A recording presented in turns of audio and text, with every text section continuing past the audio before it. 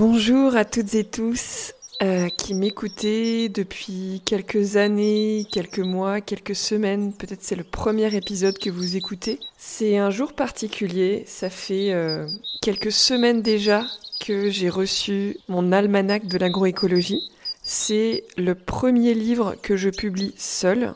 Après Apprendre l'agroécologie par l'expérience, le guide très pratique que nous avons coécrit avec Julie et qui raconte l'histoire de l'école d'agroécologie voyageuse, c'est l'objet du prochain épisode. Mais voilà, j'avais envie aujourd'hui de vous partager vraiment ma joie que ce livre soit paru. En fait, c'est vraiment un livre qui propose plusieurs choses.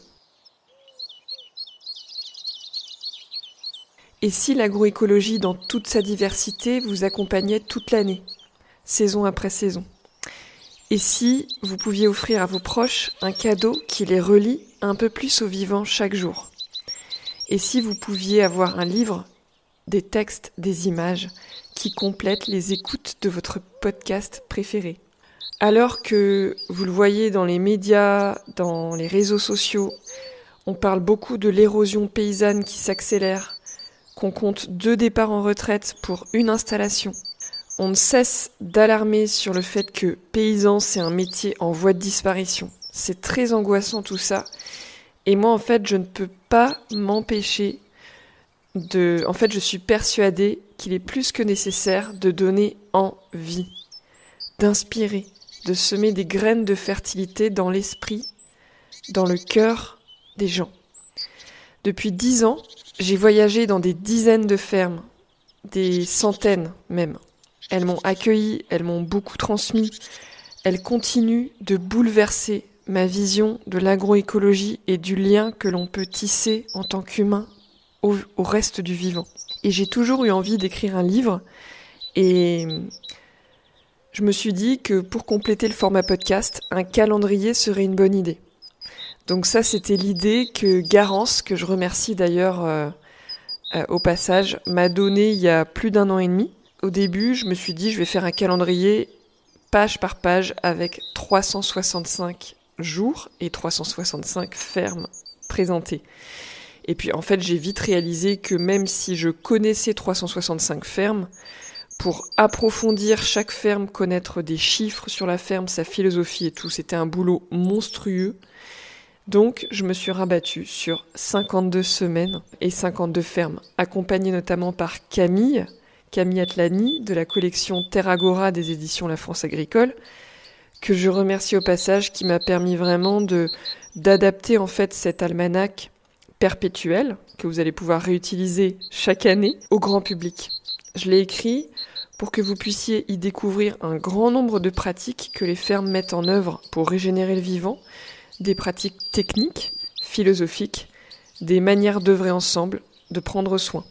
Et le choix a été difficile. J'ai sélectionné 52 fermes et aussi quelques jardins et autres lieux qui ne sont pas des fermes au sens commercial du terme. J'ai envie de vous donner quelques exemples, donc j'ai l'almanach dans les mains. Par exemple, Facelia et compagnie, la ferme de Marlène Vissac dans l'Aveyron, qui a créé une ferme pour qu'elle capte, stocke et filtre l'eau. La ferme des Mawagites, que beaucoup connaissent, qui est passée plusieurs fois dans le podcast, dans le Gers, qui pratique le maraîchage, l'agroforesterie syntropique, et surtout qui crée énormément de liens avec des événements tous plus farfelus que les autres.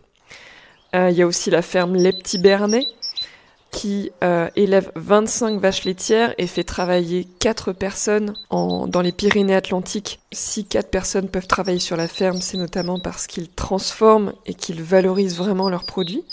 Et allez, je vous donne encore un autre petit exemple. Donc à chaque fois, c'est organisé par saison et ça commence par l'hiver. On a en hiver, au mois de février, la présentation du verger au bois gourmand. Dans le Morbihan, François a créé il y a quelques années un verger multi-étagé pour accueillir le vivant. Et un petit dernier pour la route, au printemps, la présentation du Grand Laval et du domaine de l'Orient, qui a accueilli Agrinichoir dans sa ferme, qui a mis en place des mâts d'hospitalité. une colloque multi-espèces, où de nombreuses espèces d'oiseaux, de chauves-souris peuvent venir habiter. Voilà, je m'arrête là pour les exemples. J'avais écrit à la base des textes assez touffus, mais il a fallu que je les réduise pour totaliser 200 pages, donc le livre est quand même assez léger, il coûte 16,90 €. Et puis j'ai réduit aussi les textes pour que ce soit vraiment accessible à toutes et tous et que ça puisse sensibiliser. Mon souhait le plus cher, c'est que cet agenda se retrouve dans vos mains, celles d'humains qui aiment le vivant et qui cherchent des idées pour s'y relier encore plus au quotidien. Vous trouverez dans l'almanach de l'agroécologie des événements, des ateliers, des chantiers participatifs pour tisser des liens dans les fermes, des stages, des formations, des conseils inspirants, pour que votre vie devienne encore plus agroécologique, que vous viviez en appartement, que vous viviez à la campagne, avec ou sans jardin, avec ou sans ferme. Et peut-être qu'il vous donnera envie de devenir paysan ou paysanne, qui sait. Et puis, pour chaque ferme, il y a des QR codes pour prolonger la lecture. Et ces QR codes vous amènent vers des épisodes de podcast, mais aussi vers des articles ou des vidéos. J'en profite pour remercier toutes les fermes qui font partie de l'almanach, qui ont pris le temps de relire leurs textes. Et merci aussi aux photographes qui m'ont fourni une partie des images. Pour vous procurer ce livre, je vous encourage à ne pas passer par Amazon et à soutenir le travail de vos libraires. Vous pouvez demander à ce qu'ils les commandent et vous pouvez évidemment le commander en ligne, dans une librairie en ligne ou encore aux éditions La France Agricole. Je vous ai mis le lien en description de l'épisode. Quand vous aurez le livre en main, pensez à faire une photo sympa, en lien avec le vivant par exemple, et me l'envoyer par mail.